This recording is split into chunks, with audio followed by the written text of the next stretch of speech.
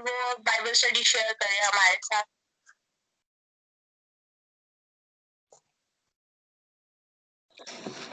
Thank you very much. खुदावंद आपको बहुत बरकत दे और आज के इस मौके के लिए खुदावंद का शुक्र करते हैं कि एक मर्तबा फिर हम खुदावंद के नाम में इकट्ठे हैं। और जैसा कि हम मुकाशफा की किताब में से स्टडी कर रहे हैं, चंद ज़रूरी बातें मैं दोहराना चाहता हूं कि ये मुकाशफा की किताब यूहन्ना आरफ ने लिखी। वो उस वक्त पतमस के जजीरे में जलावतनी का वक्त गुजार रहा था, जब उसे उस सारी खिदमत के काम से निकाल दिया गया जहां वो खुदावंद के लिए जिंदगियों को जीत रहा था। तो एक मायूसी का आलम था कि एक खुदा का खादम बहुत आला खिदमत कर रहा है और उसे निकाल दिया गया है और पतमस के जजीरा में भेज दिया गया है।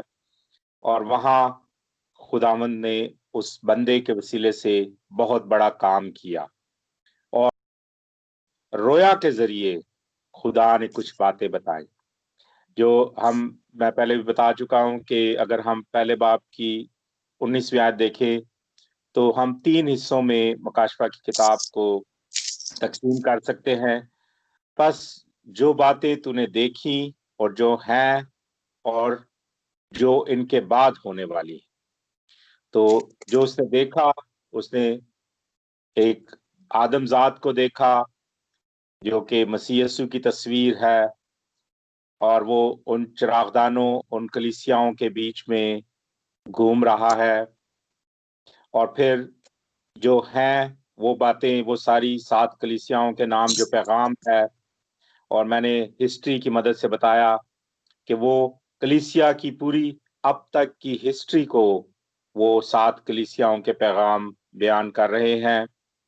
और फिर तीसरा हिस्सा जो चौथे बाब से शुरू हुआ, वो आने वाली बात। और फिर एक मंजर कशी हमने देखी कि उसने आसमान में एक दरवाजा खुला हुआ देखा और फिर जब वो उसके अंदर गया तो उसने तख्त देखा और तख्त पर उसने एक नूर देखा जिसको वो खुदा कह रहा है। और वो उस तख्त पर बैठा है और वो संगे यशब और अकीक और जमर्द की जो रोशनी है उसको उस शख्सियत में से निकलते हुए महसूस कर रहा है। फिर वो 24 बुजुर्गों को देखता है जो मुख्तलिफ 24 तख्तों पर बैठे हैं। और हमने ये सीखा कि वो पुराने अहदनामे और नए अहदनामे के बुजुर्गों की नुमाइंदगी कर रहे हैं, उन ईमानदारों की नुमाइंदगी कर रहे हैं जो जिंदगियां खुदावंद पर ईमान लाई और वो सफेद जामे पहने हुए और सरों पर सोने का ताज पहने हुए हैं। फिर 4 जानदारों का जिक्र हमने देखा, जिसमें से एक जानदार बब्बर की मानद, दूसरा बछड़े की मानद, तीसरा इंसान का सा चेहरा और चौथा उड़ते हुए उकाब की मानद। और फिर हमने देखा कि वो किन बातों से तशबीह दी गई है उन्हें और दर हकीकत वो कौन है। और हमने हिजकिय्येल की किताब और पुराने अहदनामे के हवालाजात देखकर हमने ये अखज़ किया कि वो करूबी थे।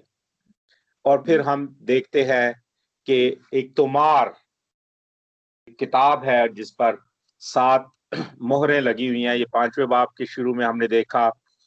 और एक जोर आवर फरिश्ता बुलंद आवाज में कहता है कि इसको खोलने और इसकी मोहरें तोड़ने के लायक कौन है। लेकिन इस दुनिया में, इस आसमान पर, जमीन या जमीन के नीचे कोई इस काबिल ना निकला। जिस पर यूहन्ना रोना शुरू कर देता है कि कोई भी इस लायक नहीं है, तो फिर ये सारे भेद हम पर कैसे आश्कारा होंगे। तब उन बुजुर्गों में से एक ने उसे कहा कि मत रो, क्योंकि यहूदा के कबीले का वो बबर जो दाऊद की असल और नस्ल से है, वो इस किताब और इसकी 7 मोहरों को खोलने के लिए गालिब आया है। कि उसने गालिब आया है वो इसलिए उसको ज़बह किए हुए बर्रे के तौर पर वहां दिखाया गया है, जिसके 7 सींग हैं और 7 आंखें हैं, जो खुदा की कादर मुतलकियत, परफेक्शन उसकी ताकत की, उसकी पावर की परफेक्शन को जाहिर करते हैं। और 7 आंखें जो हैं वो खुदा के हर जगह हाजिर और नाजिर होने को जाहिर करते हैं कि वो सब कुछ देख सकता है। और फिर हम देखते हैं कि जब उस बर्रे ने, उस ज़बह किए हुए बर्रे ने वो किताब ले ली, तो उसके बाद वो 24 बुजुर्ग और जो जानदार थे चारों, वो उसके सामने गिर पड़े, उसको सजदा किया। और इसमें हमने ये भी पढ़ा कि उनके हाथ में बरबत थे, यानी वो पैगाम देने वाले ट्रम्पेट्स थे, और साथ ही उनके हाथों में सोने के प्याले थे जिनमें मुकद्दसों की दुआएं थी। तो ये हिस्सा हम कर चुके हैं। आज हम 9वीं आयत से 14वीं आयत तक देखेंगे। तो कोई प्लीज पढ़ेगा ये? जी। और वो एक नया गीत गाने लगे कि तू ही इस किताब को लेने और उसकी मोहरें खोलने के लायक है, क्योंकि तूने ज़बा होकर अपने खून से और हर कबीला और अहले जुबान और उम्मत और कौम में से खुदा के वास्ते लोगों को खरीद लिया और उनको हमारे खुदा के लिए एक बादशाही और काहिन बना दिया, और वो जमीन पर बादशाही करते हैं। और जब मैंने निगाह की तो उस तख्त और उन जानदारों और बुजुर्गों के गिर्दा गिर्द बहुत से फरिश्तों की आवाज सुनी, जिनका शुमार लाखों और करोड़ों था। और वो बुलंद आवाज से कहते थे कि ज़बह किया हुआ बरहा ही कुदरत और दौलत और हिकमत और ताकत और इज्जत और तमजीद और हम्द के लायक है। फिर मैंने आसमान और जमीन के नीचे की और समंदर की सब मखलूकात को, यानी सब चीजों को जो उनमें से हैं, ये कहते सुना, जो तख्त पर बैठा है उसकी और बर्रा की हम्द और इज्जत और तमजीद और सल्तनत अब्दुल अबाद रहे। और चारों जानदारों ने आमीन कहा और बुजुर्गों ने गिरकर सजदा किया। आमीन। Thank you so much, thank you, बहुत बहुत शुक्रिया। तो जैसा मैंने आपको बताया कि चौथा और 5वां बाब जो है ये उस जगह की, उस मंजर की तस्वीर कशी हमारे सामने कर रहा है कि कैसा मंजर होगा आसमान पर उस आखिरी दिन जब तख्त पर वो बादशाह यानी खुदा बैठा होगा और 24 बुजुर्ग और चारों जानदार और फिर ज़बा किया हुआ बर्रा और वो किताब और उसकी मोहरें होंगी। तो उसी मंजर कशी में फिर आगे चलकर हम देखते हैं बुजुर्ग और चारों जानदार उसके सामने गिर पड़ते हैं, उस ज़बा किए हुए बर्रे के सामने, और वो एक नया गीत गाते हैं। नया का लफ्ज मुकाशवा की किताब में हमें काफी जगह पर मिलता है। और इस अगर हम देखें दूसरे बाब की 17 आयत में, तो नया नाम का जिक्र है कि तो उनको नया नाम दिया जाएगा। फिर तीसरे बाब की 12वीं आयत में अगर देखें तो नया यरूशलेम का जिक्र है, नए यरूशलेम का और खुदावंद के नए नाम का। फिर अगर हम 21वां बाब और उसकी दूसरी आयत देखें मुकाशफा का, तो उसमें नया यरूशलेम, नए यरूशलेम का जिक्र है।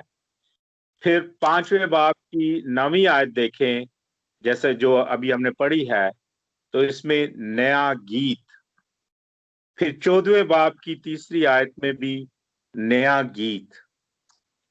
फिर 21वें बाब की पहली आयत नया आसमान और नई जमीन। 21वें बाब की 5वीं आयत कि वो सब चीजों को नया बनाता है।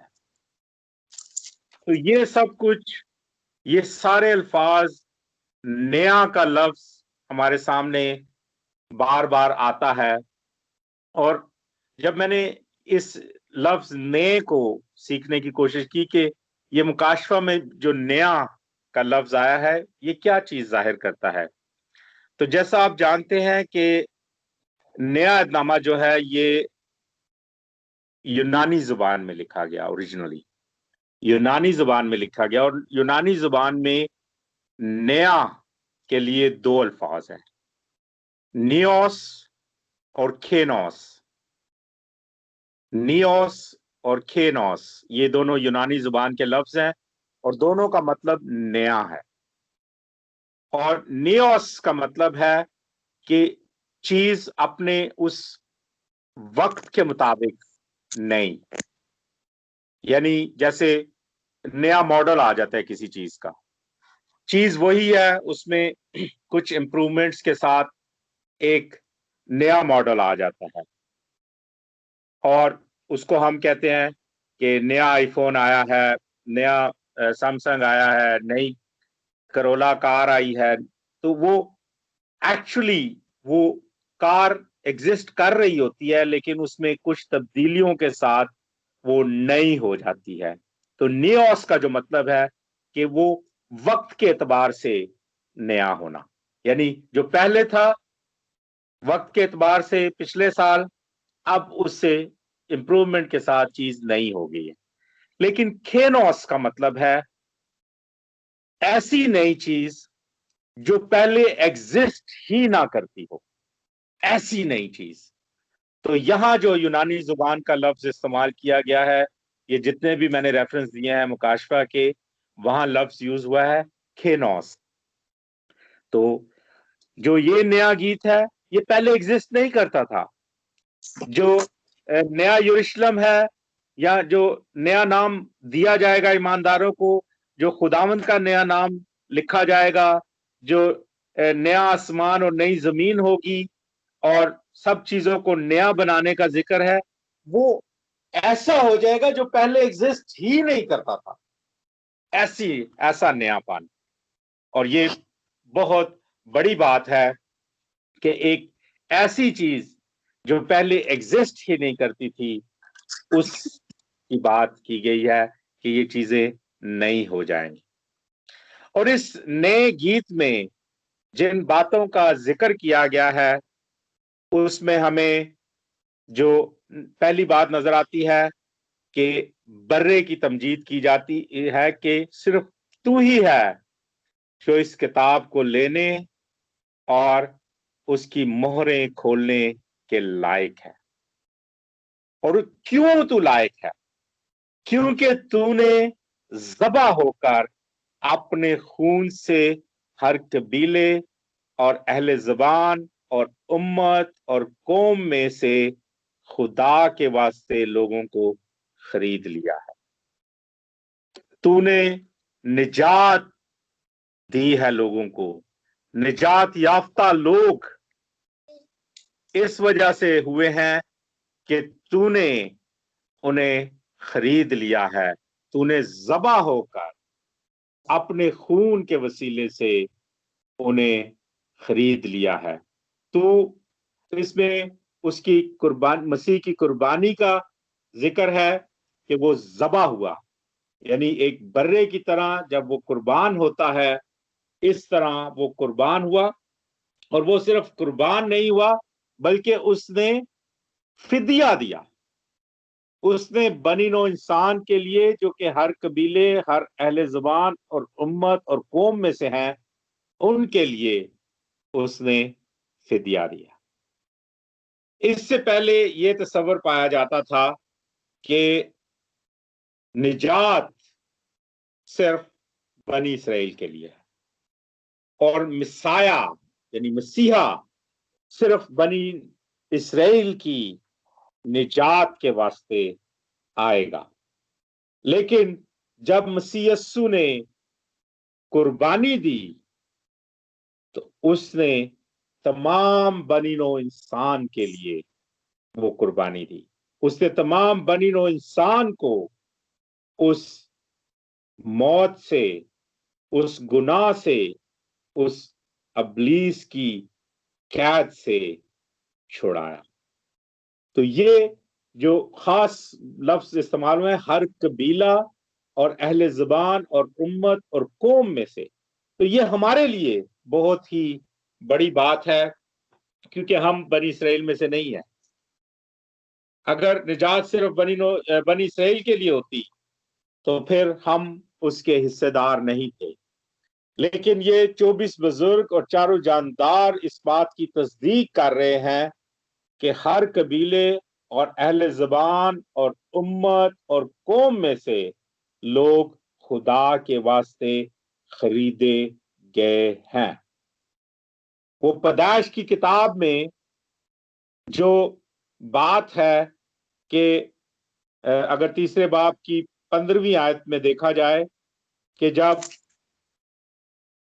हवा को सजा दी गई तो उसके साथ साथ वो एक प्लान भी बताया गया कि औरत की नस्ल में से एक आएगा जो सांप के सर को कुचलेगा।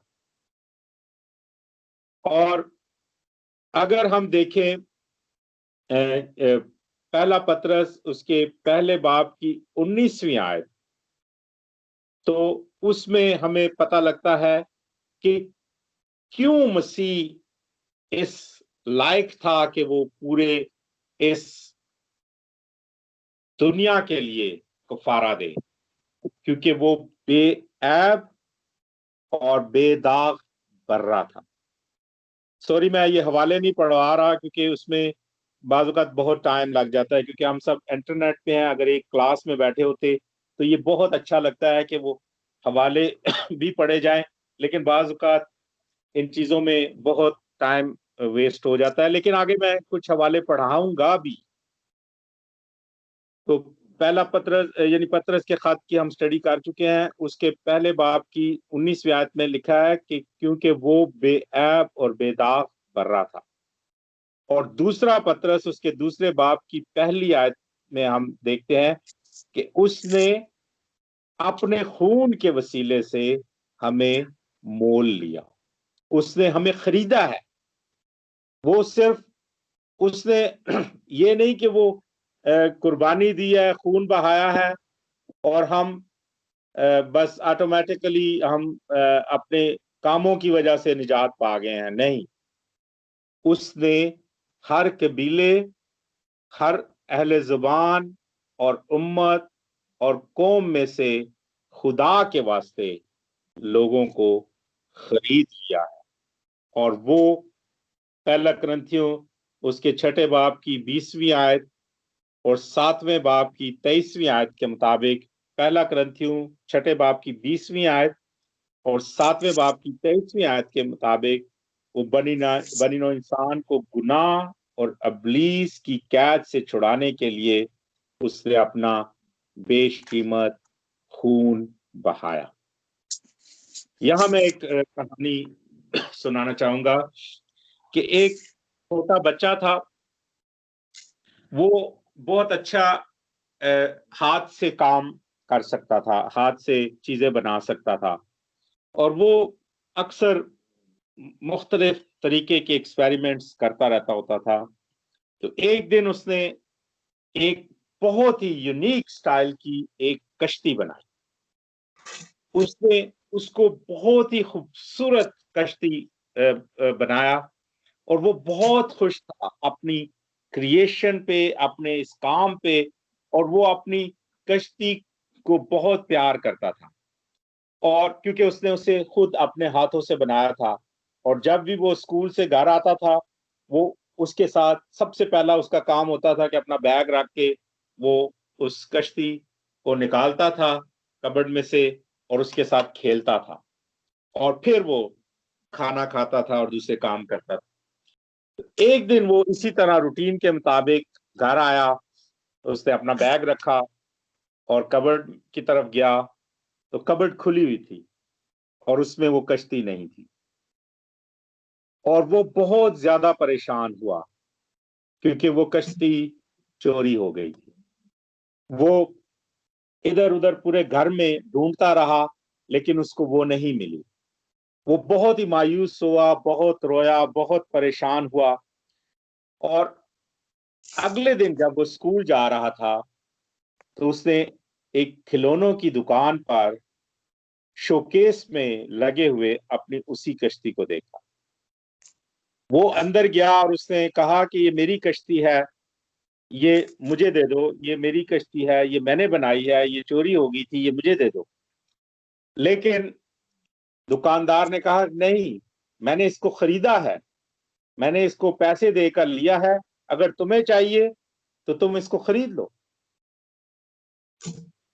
इस पर वो बहुत परेशान हुआ और फिर हर रोज वो अपने स्कूल के बाद थोड़ा बहुत दिहाड़ी करने लगा और उसने इतने पैसे कमा लिए कि वो उस कश्ती को खरीद ले, क्योंकि उसने उससे कहा था कि ये बेचना नहीं, मैं ये पैसे लेकर आऊंगा और इसे मैं खरीदूंगा। तो दुकानदार के पास गया, उसने वो पैसे उसको दिए और वो कश्ती खरीद ली।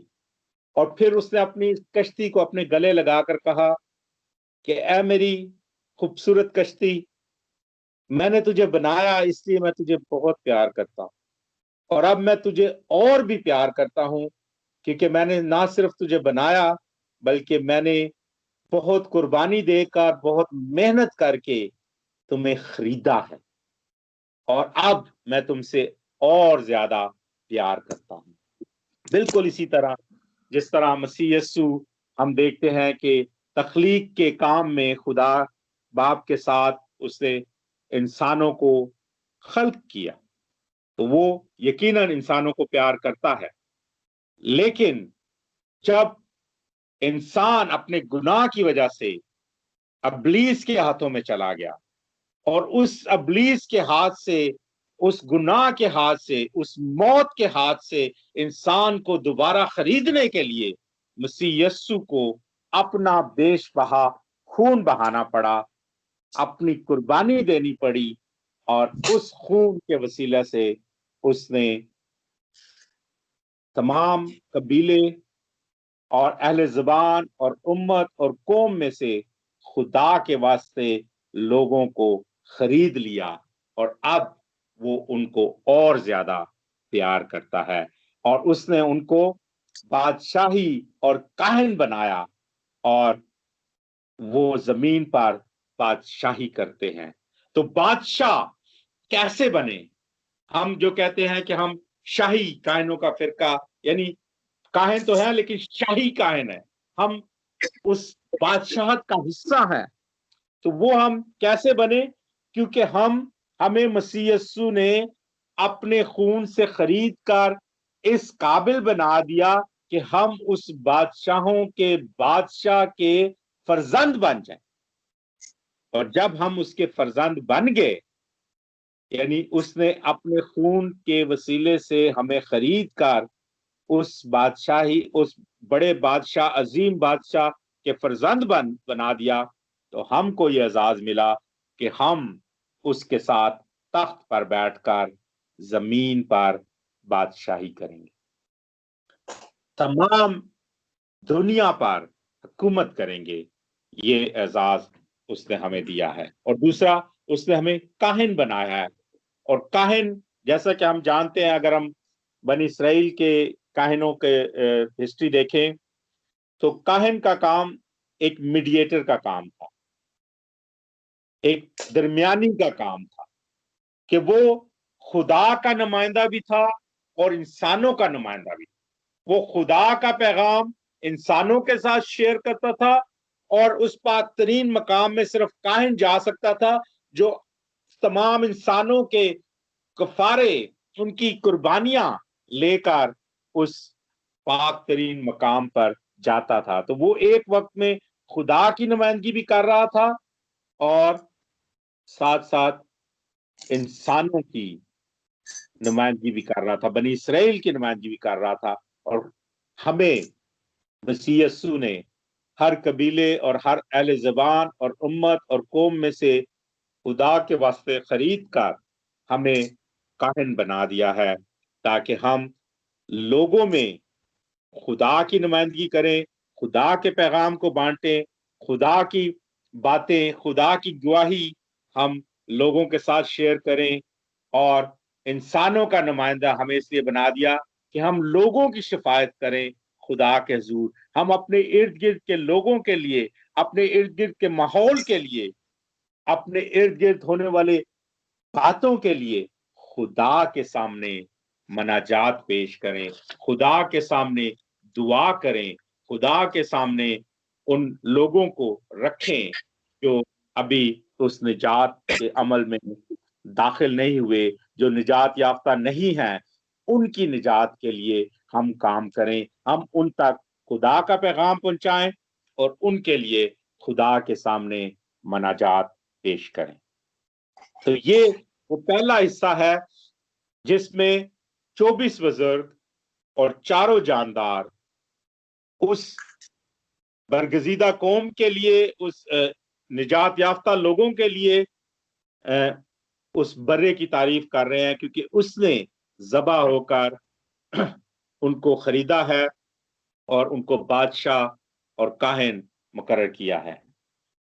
फिर उसके बाद जब वो ये कर चुके तो दूसरे हिस्से में हम देखते हैं, और जब मैंने निगाह की तो तख्त और उन जानदारों और बुजुर्गों के गिरदा गिर्द बहुत से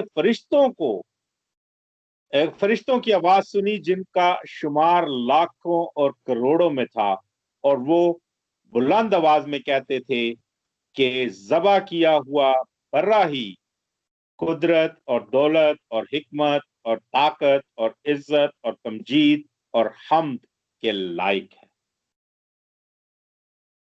यानी ना सिर्फ वो जानदार जो हमने देखा कि करूबी हैं, ना सिर्फ वो 24 बुजुर्ग जो तमाम ईमानदारों की नुमाइंदगी कर रहे हैं वो, बल्कि आसमान के लाखों करोड़ों फरिश्ते खुदा की तमजीद कर रहे हैं।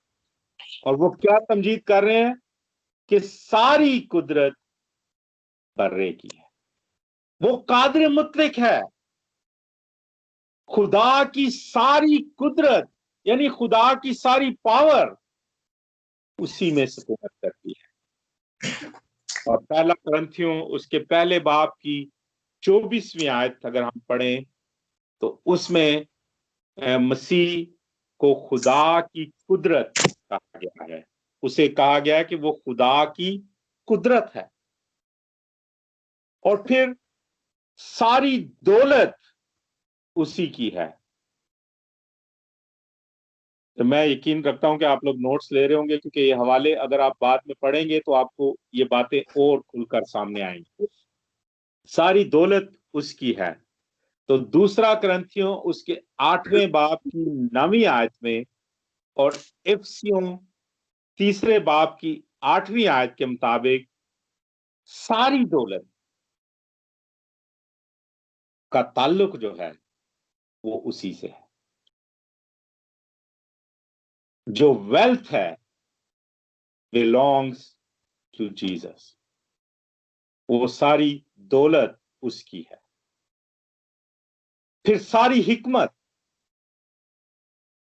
पहला कुरिन्थियों पहले बाब की 24वीं आयत, जिसका मैं पहले भी जिक्र कर चुका हूं कुदरत के लिए, कि वहां सारी कुदरत और हिकमत का जिक्र है, तो वो यस्सु ही की है। फिर सारी ताकत उसकी है, वो जोरावर है।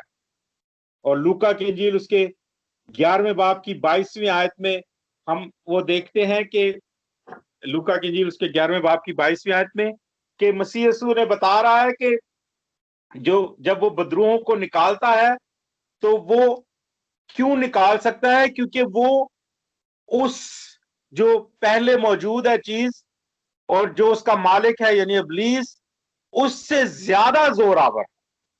और क्योंकि वो उससे ज्यादा जोरावर है, इसलिए वो इस चीज पर कादिर है कि वो उसे निकाल सकता है। और फिर सारी इज्जत उसकी है।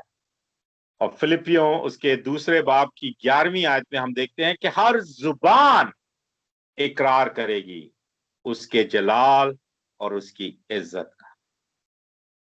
और फिर सारी तमजीद उसकी है। और हम यूहन्ना की इंजील उसके पहले बाब की 14वीं आयत में देखते हैं कि और कलाम मुजस्सम हुआ, और जब वो मुजस्सम हुआ तो वो सारी कुदरत और ताकत से और सारी इज्जत से मामूर था। पहले बाब की 14वीं आयत में देखते हैं, और कलाम मुजस्सम हुआ और फजल, ग्लोरी यानी और सच्चाई से मामूर होकर हमारे दरमियान रहा, और हमने उसका ऐसा जलाल देखा जैसा बाप के इकलौते का है। तो ये जो जलाली हालत है, जो जलाल है, जो तमजीद है, जो इज्जत है, वो उसी की है। इसलिए वो सारी हम के लायक है, और उससे बढ़कर किसी की प्रेज नहीं की जा सकती। और फरिश्ते भी उसकी हमद व तमजीद करते हैं, क्योंकि वो कुदरत वाला है, वो दौलत वाला है, वो हिकमत वाला है, वो इज्जत वाला है, और वही हमदो तमजीद के लायक है, वो जोरावर है। इसके बाद अगर हम अगले हिस्से में चलें, 13वीं आयत को अगर पढ़ते हैं तो उसमें लिखा है, फिर मैंने आसमान और जमीन के नीचे की और समुंदर की सब मखलूकात को, यानी सब चीजों को जो उनमें हैं, ये कहते सुना कि जो तख्त पर बैठा है उसकी और बरे की हमद और इज्जत और तमजीद और सल्तनत अब्दुल-आबाद रहे। जब हम वो सारा मंजर की तस्वीर कशी कर रहे हैं तो क्या मंजर होगा। तख्त पर खुदा बाप बैठा है जो एक नूर की सूरत में है, चारों जानदार और 24 बुजुर्ग उसके सामने घिरे हुए हैं, वो एक नया गीत गा रहे हैं, और लाखों करोड़ों फरिश्ते उनके गिरदा गिर्द हैं, और वो कह रहे हैं कि ज़बा किए हुए बर्रे की कुदरत और दौलत और हिकमत और इज्जत और ताकत और इज्जत और तमजीद और हम हो, यानी वो इसके लायक है। और अब उसके बाद आसमान और जमीन के नीचे की और समुंदर की सब मखलूकात उसकी हमद व तमजीद कर रहे हैं, और वो कह रहे हैं कि हमद यानी खुदा की और बरे की हमद और इज्जत और तमजीद और सल्तनत अब्दुल-आबाद रहे। इसमें तमाम मखलूकात शामिल हैं जिनका जिक्र पैदाइश के पहले बाब में मौजूद है। तमाम चरिंद, तमाम परिंद, तमाम पेड़ पौधे, मछलियां, सारी समुद्री मखलूकात, कीड़े मकोड़े, सूरज, चांद, सितारे, सब खुदा की तमजीद कर रहे हैं। और हम देखते हैं कि वो इंसान जिनकी नुमाइंदगी 24 बुजुर्ग कर रहे हैं वो तो पहले हिस्से में है, लेकिन यहां वो इंसान भी शामिल हैं, जैसे परवेज भाई ने पिछली दफा पूछा था, कि जो निजात याफ्ता नहीं है, जिनकी नुमाइंदगी वो 24 बुजुर्ग नहीं कर रहे, वो भी, वो हर इंसान भी उसकी हम्दो तारीफ करेगा, खा वो किसी भी मजहब से, किसी भी रंग और किसी भी नस्ल से ताल्लुक रखता हो। वो ईमानदारों में शामिल नहीं है, वो निजात याफ्ता नहीं है, लेकिन बर्रे की हम और तमजीद उन पर भी वाजिब हो, और वो उस वक्त इससे भाग नहीं सकते, क्योंकि ये वक्त जो है, ये मौका जो है, ये वो दौर है जब ट्रिब्यूलेशन का वक्त शुरू होने वाला है, जब बाकी सारी बातें हो गई हैं। और छठे बाब में हम देखते हैं कि ट्रिब्यूलेशन का, यानी उस बड़ी मुसीबत का, ग्रेट ट्रिब्यूलेशन का वक्त शुरू होने वाला है, उससे पहले क्या मंजर होगा कि वो जिंदगियां भी, वो जाने भी, वो लोग भी, और वो चरिंद परिंद और पेड़ और पौधे और मछलियां और सूरज चांद सितारे, वो सब कुछ, और पहाड़, सब खुदा की तमजीद करेंगे। और अगर हम ज़बूर 148 देखें तो हमें इस मंजर की तस्वीर कशी दाऊद ने पुराने अहदनामे में कर दी। पुराने अहदनामे में उसने ये सारा मंजर हमें दिखा दिया। ज़बूर 148 जरूर पढ़िएगा, उसमें इन तमाम चीजों और इन तमाम लोगों के बारे में लिखा है जो खुदा की हम्दो तमजीद करेंगे। अब सवाल यह है कि क्या वो लोग जो उस वक्त तक ईमान नहीं लाए वो इनमें होंगे? उनका क्या बनेगा? उनको एक बहुत बड़ा वक्त दिया गया है, जिसका जिक्र मैं अगली स्टडी में करने वाला हूं कि वो वक्त कितना दिया गया है, क्या क्या वक्त है, वो क्या बात है। उनको एक मौका दिया गया है, उनको तौबा के लिए अपॉर्चुनिटी दी गई है। अभी उनके लिए वक्त है, लेकिन वो वक्त खत्म हो जाएगा। जब ये मंजर आएगा तो वो वक्त खत्म हो गया होगा। उनको निजात हासिल करने के लिए जो टाइम दिया गया है वो खत्म हो गया होगा। जब रैप्चर होगा, जब ईमानदारों को उठा लिया जाएगा, तो वो उनमें शामिल नहीं होंगे, लेकिन उनको कंपेल किया जाएगा।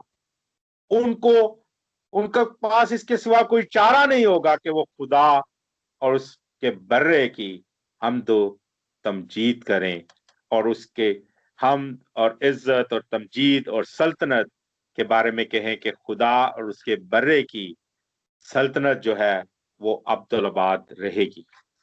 मैं चाहूंगा कि कोई पढ़े फिलिपियों 2 बाब उसके 10वीं और 11वीं आयत। फिलिपियों 2 बाब और उसकी 10वीं और 11वीं आयत।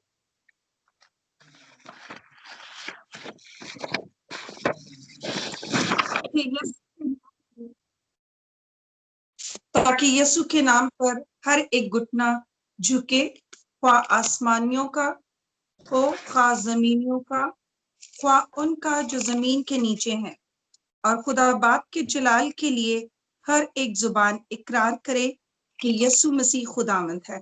आमीन। Thank you, thank you. ये उस समा की तस्वीर है कि मसीह का इकरार हर जुबान करेगी, आसमानियों की हो, जमीनियों की हो या जमीन के नीचे वालों की हो, और हर बात, हर जुबान ये इकरार करेगी कि यीशु ही खुदावंद है, वो ही बड़ा है, उसकी हमदो इज्जत और तमजीद और सल्तनत अब्दुलआबाद रहेगी। तो ये वो लोग करेंगे, लेकिन वो ईमानदार नहीं होंगे।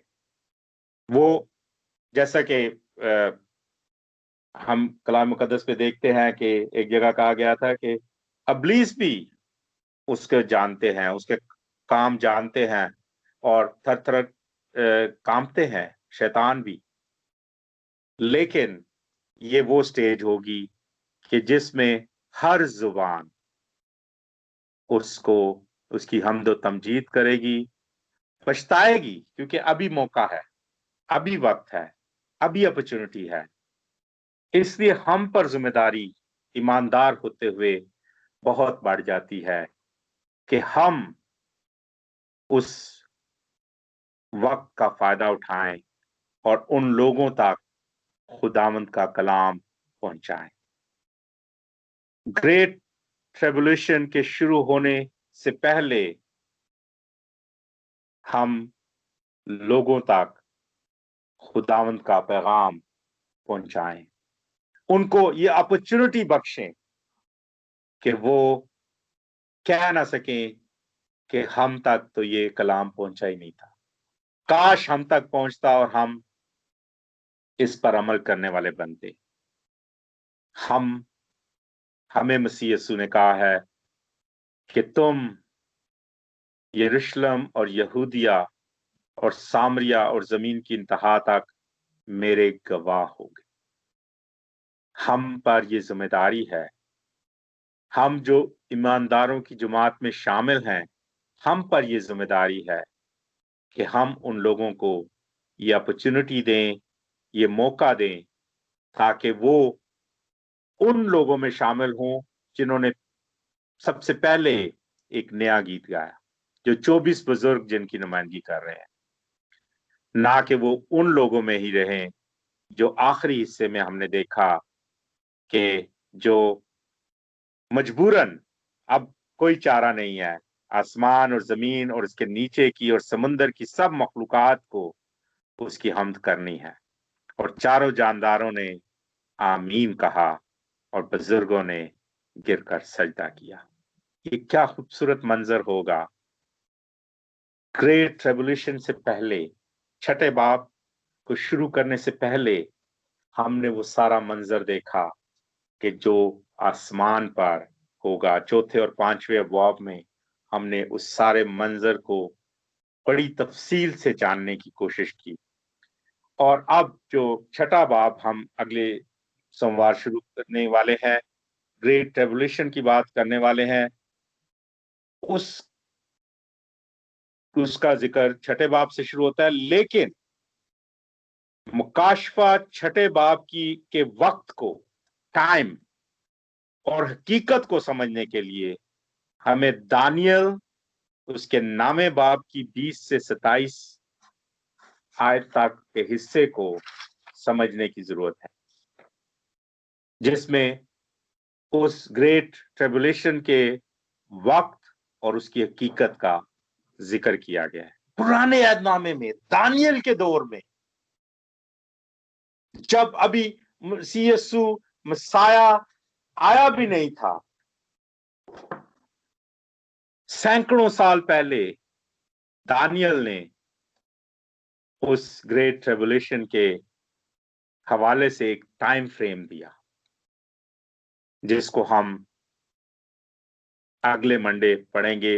यानी छठा बाब शुरू करने से पहले हम अगले मंडे दानियल उसके 9वें बाब की 20 से 27 आयत की स्टडी करेंगे। और ये जरूरी है, जरूरी ना होती तो मैं डायरेक्ट छठे पे चला जाता, लेकिन उस टाइम पीरियड को समझने के लिए, उस मोहलत को, उस जो खुदा ने स्टॉप वॉच लगाई हुई है ग्रेट ट्रिब्यूलेशन से पहले, उस सारी बातों को समझने के लिए और उस सारे टाइम पीरियड को समझने के लिए जरूरी है कि हम दानियल उसके 9वें बाब की 20 से 27 आयत जो है इसकी स्टडी करें। तो अगले मंडे खुदावंद ने खैर की तो हम सब इकट्ठे होंगे और हम दानियल 9वें बाब की 20 से 27 आयत की स्टडी करेंगे और उसके बाद फिर हम छठे बाब पे शुरू करेंगे मुकाशवा के। तो खुदावंद आप सबको बरकत दे। यकीनन ये बातें बहुत अमेजिंग है, बहुत नई बातें सामने आती हैं जब ये तैयारी कर रहा होता हूँ। अब दानियल 9वें बाब के लिंक जो है वो स्टडी करते हुए मैंने सीखा कि जब तक हम वो नहीं करेंगे, हम छठे बाब को शुरू सही तरह से नहीं कर सकेंगे। तो ये चीजें हर रोज हम सीखते हैं और खुदावंद का शुक्र है कि वो हमें मौका देता है कि हम मिलकर इन बातों को सीख रहे हैं। खुदावंद सबको बरकत दे। आमीन।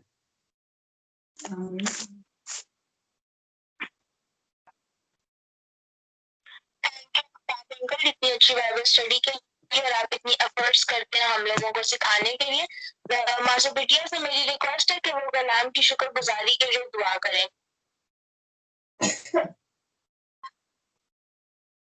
आवाज आ रही है?